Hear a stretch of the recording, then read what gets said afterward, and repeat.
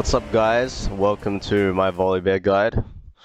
Um, this champion is one of the champions that helped me climb the challenger this year in Korea, and helped me peak basically at top 50. Recently, I feel like it's become a very strong pick because, of course, you know how Riot goes with patch notes. Every strong jungler usually will eventually get nerfed, just like every strong champion. And Volibear is one of the champs that hasn't been nerfed, and with the item changes with Righteous Glory, he became a good champ, and obviously Thunder, as you guys know, is also a very good item, so that helps a lot too. So, we're going to talk about runes. So, a lot of people go Predator on Volibear, but honestly, that's just not my style. Like, I want to do damage, and obviously Volibear does benefit from gap close, any sort of movement speed, because he is one of the most kiteable champions in the game, which is one of his weaknesses. But I like to do damage, so I go PTA, Triumph, Tenacity, or Alacrity, depending on if they have CC or not. If you can get away with it, Alacrity, if not, Tenacity, and coup de grace. You can go Last Stand if you want, but coup de grace most scenarios it's gonna be more useful. Unless you're fighting to the death, then Last Stand will be more useful. And we're gonna go Boots and Inspiration. And we're gonna go Health for level if we feel like it, or Armor. Attack speed, for sure, and obviously Adaptive Force. Now we're gonna talk about items. So, first things first, I always like to go Blue Smite, because again, Volibear's biggest weakness is getting kited, and it helps steal movement speed, whereas Red Smite's purely for skirmishing. And I've played around a lot with Righteous Glory, CDR Boots. You might wonder why I go Boots Cosmic as well. Just to touch on runes again, a lot of people don't like Cosmic because they like to rush Boots on Volibear. But I think with maxing Q, I think you get enough movement speed, and you don't miss any free kills. And with Blue Smite, so I still go Magical Footwear. I've experimented with going CDR Boots and Righteous Glory, but I think the best thing, guys, is Sundra, because of the synergy you have with the on hit with W and damage, like just damage in general. Like the way your W works, the way you want to actually fight as Volibear is in and out fighting. So let me demonstrate. If I full combo this guy, assuming he's hitting me back, I want to wait for my second W. This is where I'm gonna get the most damage, the marked W. So your E and your marked W is actually where most of your damage is gonna come from. So that works really well Sundra, because Sundra, of course, has like what, a 1.5 second cooldown. So it really works well with how Volibear wants to fight. Anyway, they're in and out fighting, even though he seems like just a bulldog champ where you just keep running at them, which is not actually true. Anyway, so what I would build, Sundra, Frozen Heart, unless they're full AP, then I would go Force of Nature. I would go Ninja Tabs, pretty much 99% of the time, unless they're full AP. I realize that CR Boots is just a bait, guys. I'm sorry. It's literally just a bait. Even on Hecarim, like, I feel like Hecarim's like the only champion where, like, yeah, CDR Boots makes 100% sense. But on Volibear, it's just hard to justify, since Ninja Tab is such a broken item, to not go Ninja Tabs. The only case I would ever go CDR boots is if they're full AP, but then I'd probably just buy Merc Treads anyway. But a lot of people might ask, so why Dead Man's Plate over Frozen Heart? Frozen Heart over Dead Man's Plate, because Frozen Heart is just a much more gold efficient item, and it's cheaper. It's 400 gold cheaper. Again, the movement speed is overrated. By the time you buy this, you're gonna have tier 2 boots, your Q is maxed out, you're gonna have ulti for gap close, so movement speed isn't everything on Volibear. Like, your kit will allow you to not get kited, hopefully, and eventually, when you've maxed out your Q to level 9. So, let's just say we built Frozen Heart. Here's where it gets a bit tricky. We've got tier 2 boots, just imagine. Here's where I would be choosing probably Bramble Vest. A lot of tanks benefit from this a lot, but I have full armor right now and no health, which looks like an issue. So depending if they have AP or not, again, I would look for Force of Nature. And then I'll be finishing my Thorn Mail. And the finishing item would be most likely Starax. I've been seeing a lot of Gargoyle's Stoneplate, and I think it's actually a really good item, so you can try to test that out. But Starax is very good synergy with Volibear, as you guys know. Probably not as good with Sundra. Like I said, I like buying Sundra over Righteous Glory, just because of the Soul Q mentality I want to carry. So probably with this build, I'll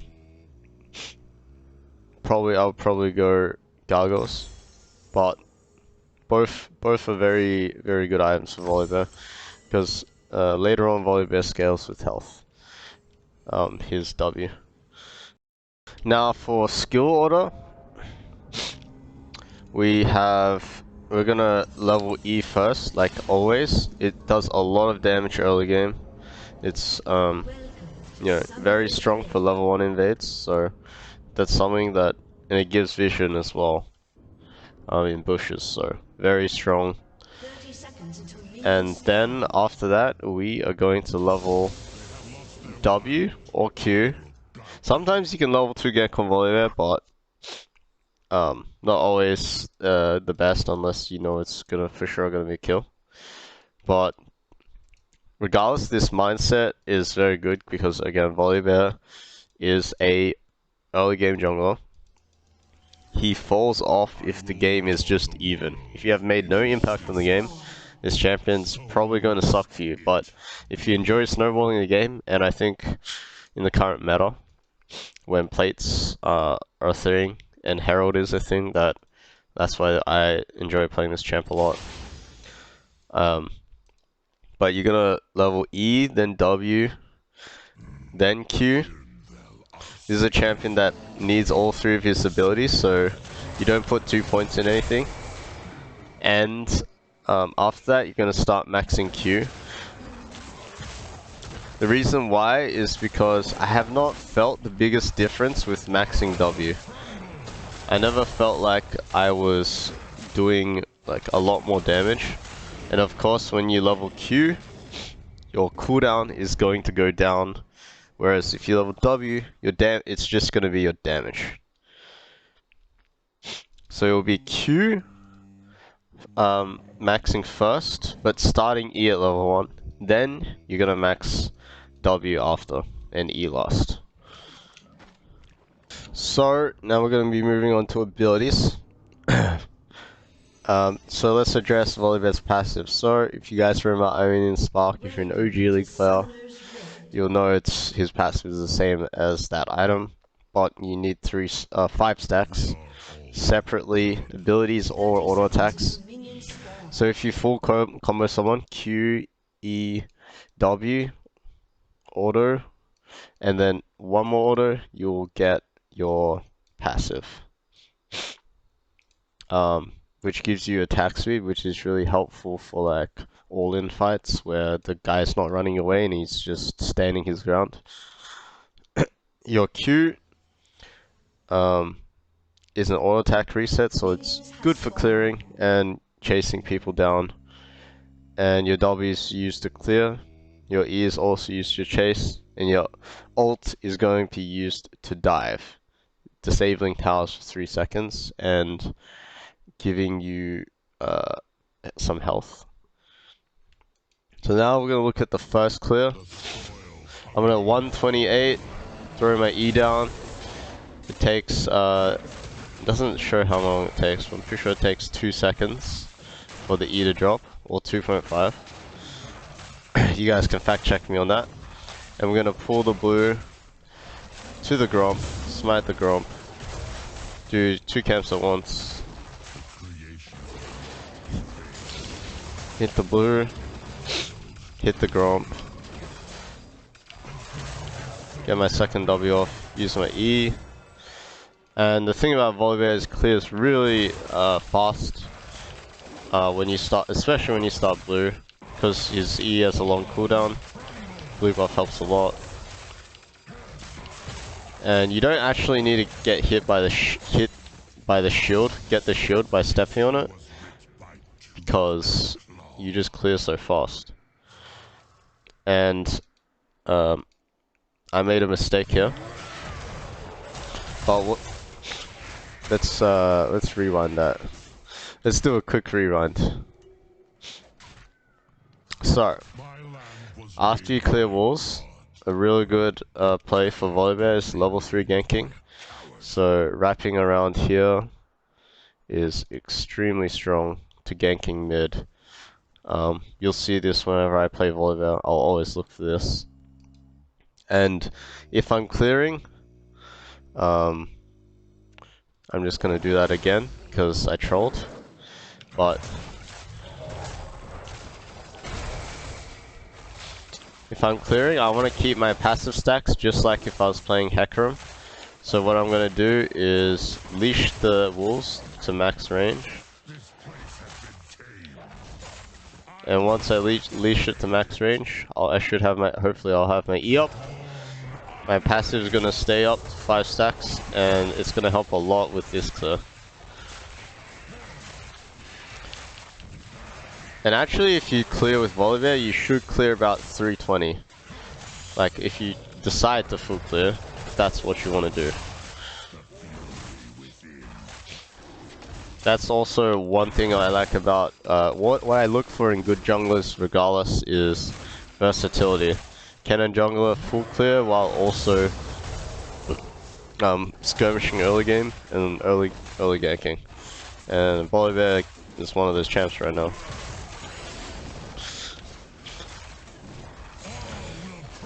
So yeah, he can full clear and he can also gank. Welcome to the Matrix, you got two of me right here. Alright guys, so I actually went through a lot of my Korean Challenger VODs on stream, and as you can see myself in a bit of disgust, not sure why. I could not find myself clearing a lot, and I've told you guys, as you can see, Volibear E is extremely strong early game. And you find myself starting sweeper, clearing the initial ward, and against Hecarim, especially if you have a strong top laner, invading is very good. If you're stronger, which I am, as Volibear and Jace, much stronger than these two individuals.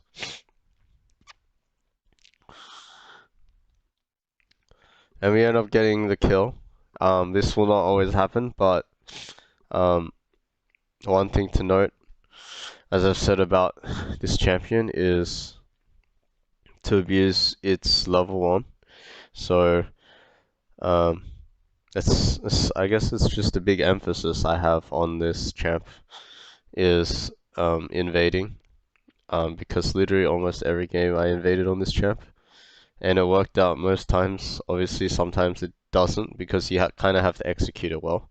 So, you see me cross from Raptor to Raptor, cross mid. This is going to be your most common play to get the maximum amount, especially when I push Hecarim out like that. He's bot side right now.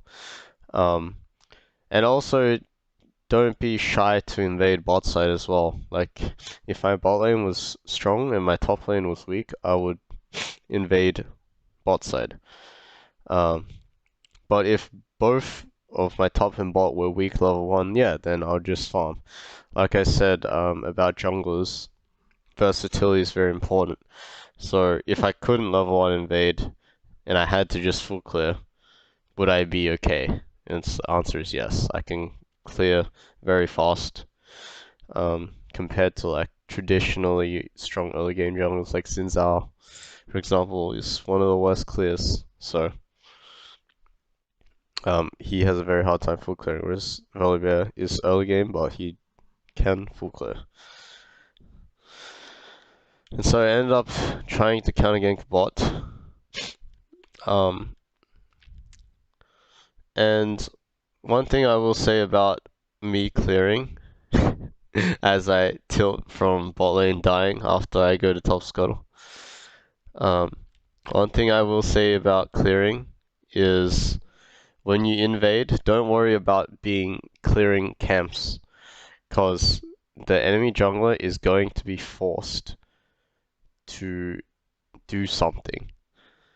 After he does 3 camps in this scenario, I've taken his 2 camps, he must respond by either ganking after 3 camps, level 3, or trying to go into my jungle. He has 2 choices.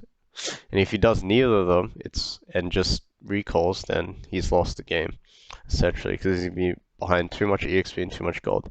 So when he's forced in that scenario, it's really important to look to either counter gank, because a lot of junglers just think about, oh, I just want to farm, don't let him take my camps. But if you see them trying to set up a gank, you shouldn't worry about being ahead in EXP or just farming, which I have had the mind trap of doing, of just tunneling on that. But it's more important that your laners don't get exposed, because you are the one who essentially has a lot of camps to farm, and he knows that, so he'll always try to gank. So it's this type of like mind game that you have to understand. So this is a perfect example where things didn't go in the perfect world. He started blue instead of red. You know, we messed up the invade. I was late by like 7 seconds or 4 seconds. I was checking if he was doing Raptors. He clearly wasn't. And I start Raptors. This is one of the options, is Volibear. Leash the red. Hit red. And this is what I was talking about, leveling Q, just in case something goes down. Well, in this scenario, I see Jesus. The wave is in a bad position. He has to push it. And I'm going to use my Q just because, or level Q just to secure the kill for sure. Because W is very useless early game in terms of fighting. So we end up getting the kill. And that is what I'm talking about with the jungler's mindset. It's not always important when you invade just to like protect your camps. Of course, it's a good priority to have. That means you're already in a good mindset, but to tunnel in it is where things don't exactly turn out in your favor if you just tunnel on defending your camps. Instead of staying active on the map, when you invade, you're creating complete chaos, right? It's like this Diana didn't realize I invaded, so he's 3 camping, and then he moves to my jungle. I'm trying to hit 3 off wolves. Right, it's complete chaos, right? So you are the one creating chaos, so you have the first step when you level invade. If you're the one creating chaos, you already have the upper hand because you can already prepare for the next play before they can. They are reacting to you. So, for example, in this scenario, she's reacting to me, and So you just have to be ready to respond to their reaction. So what is their reaction after doing 3 camps? Okay, I really want to take his camps. And so he ends up doing that, and he almost gets the kill, but he pays with his life. And this really snowballs games because their team is probably tilted at their jungler right now. And then I gank mid, and now their jungler is tilted at their mid laner for dying to me. And we get the wave pushed, and he does top scuttle. So I defend my top camps, and he's not there, so that's great. Wow, this is a masterclass, by the way. Holy moly, this is a masterclass for me. So we know Dinah did scuttle. I did the 2 camps. So by the time she did 2 camps, I probably did golems and raptors. And I know that Jace is going to look to slow push this wave and trade on Lucian with his hammer form, as you can see. So I wait for him, and he just goes in and just dies. And now I base, and let's see if I can make any more sick decision making.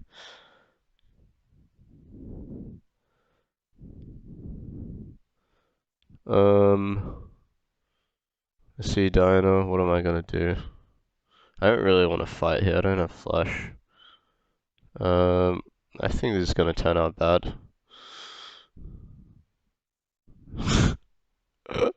Yeah, it's bad. Alright, never mind. Bad play by me, boys. We're gonna cut it right there. So there's 2 things I'm gonna leave you with, guys, when it comes to playing Volibear. First is when you're ganking, you want to use your E, obviously, as a predictor to where they're going to move, their escape route. And you're going to use your Q, your gap close, to push them towards where they're going. Similar to playing Echo, it's the same concept. You want to predict where they're going and then push them towards where they're going by moving yourself into the space in front of them. Forcing, like hurdling cattle, essentially. Not that probably any of us gamers do that, but if you do, then you know. I'm sure it's very similar. In this scenario, I do exactly that. And the second idea of playing Volibear is doing objectives. Now, excuse the fact that I walk over that pink ward, but your E does extremely good damage to Dragon and Herald and objectives, so it's one of the great benefits of Volibear. And as you can see, I kill the dragon with relative ease and with decent sustain because of my passive, compared to other jungles which would struggle a lot. So that is the beauty of Volibear's passive and his kit in general. And I do the same thing again, pushing the Zai into my E.